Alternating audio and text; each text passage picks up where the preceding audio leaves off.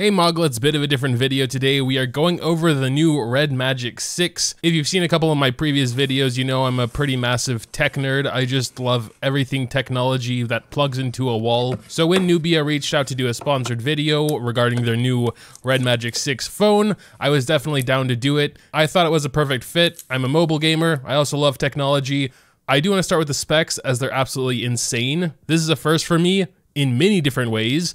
Let's start with the screen. First of all, I've personally never had a phone with more than 60 hertz.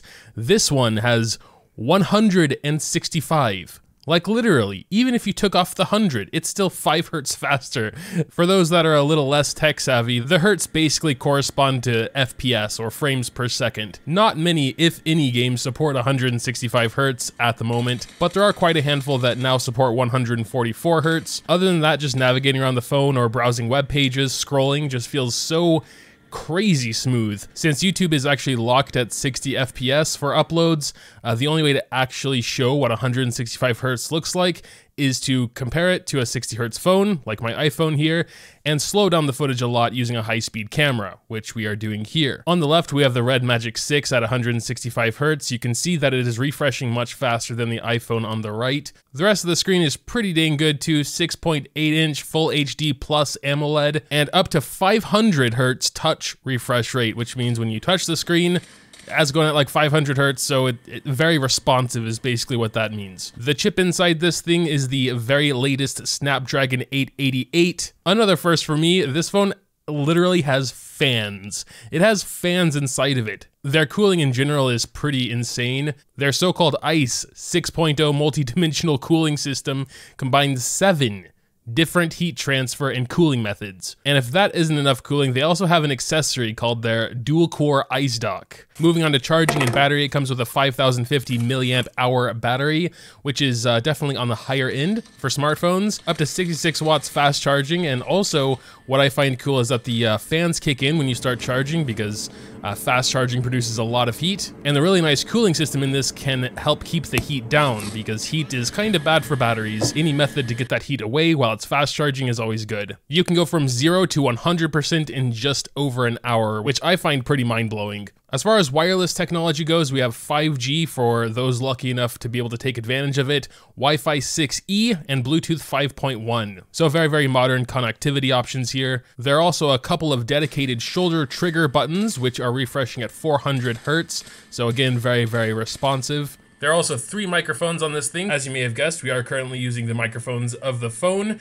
There is probably some difference in audio quality, as I am otherwise using an audio setup that costs more than the phone does, so I would hope.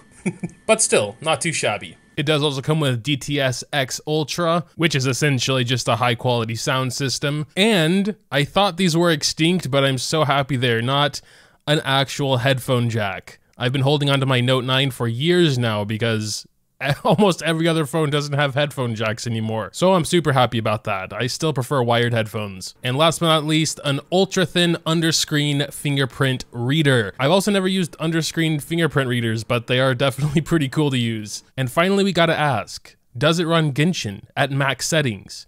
Because I know every phone I've had so far definitely struggles a lot with max settings. It's a very pretty game, but it's also very demanding, and I'm not sure if it's totally amazingly optimized. I think it's decently optimized, but like I think it could be more optimized. So here we are, setting everything to maximum. I installed Genshin on the phone. I do go ahead and restart the game to make sure everything gets actually applied. And here we are, playing away at max settings. I know it probably doesn't look that great, but that's just because, you know, recording it through a phone to another phone, then being placed on YouTube and everything, it just goes through a lot of stuff. There's also some weird banding and stuff through the camera, but again, that's not like that in real life. It's just some weird funky stuff with the camera. I did do some screen recorded gameplay as well, but before I show that, I do have to remind you, if you are watching on anything other than a phone, that this is a small image blown up a lot. So if you're watching on a TV or a monitor or something like that, it's automatically not going to look good because it's still a phone recording. But I can say with confidence, it looks absolutely stunning and plays beautifully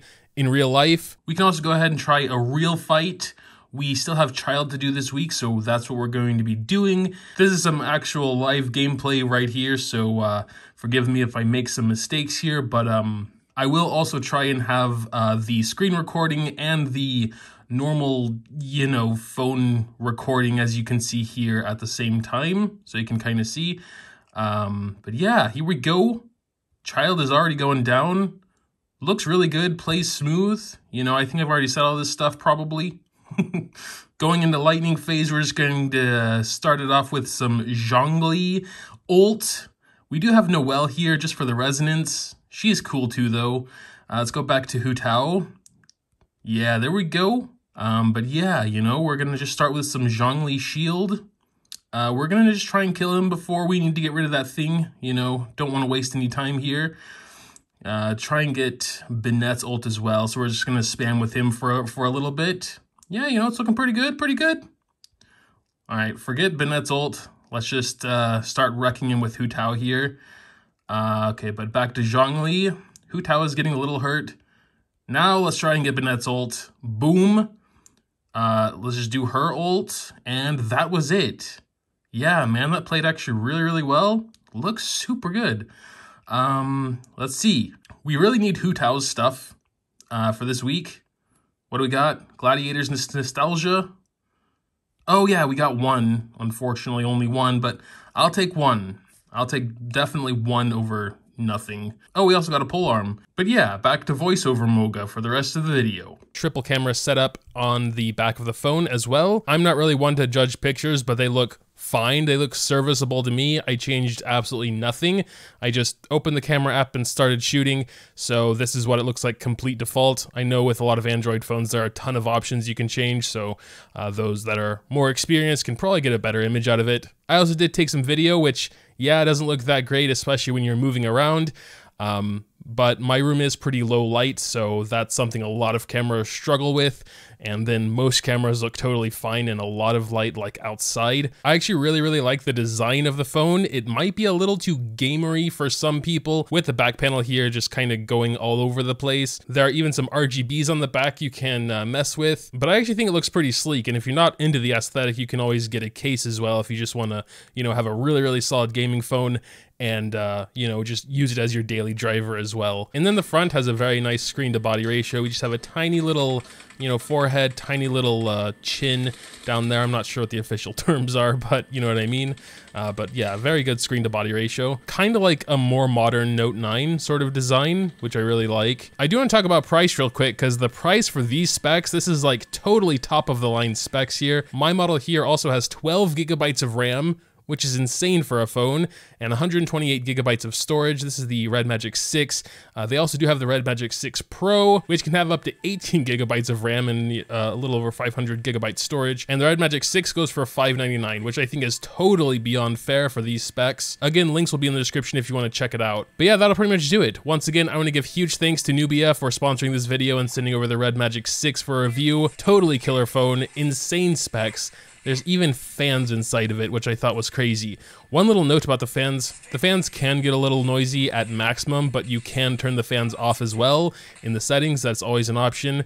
I do recommend at least having the fans on when you're charging, especially if you're fast charging, because it helps keep the heat down, and your battery's lifespan will thank you for that. But yeah, make sure to tell me what you think in the comments down below. Also down there, you can drop a like if you did happen to enjoy. Thanks, as always, for watching, and until next time.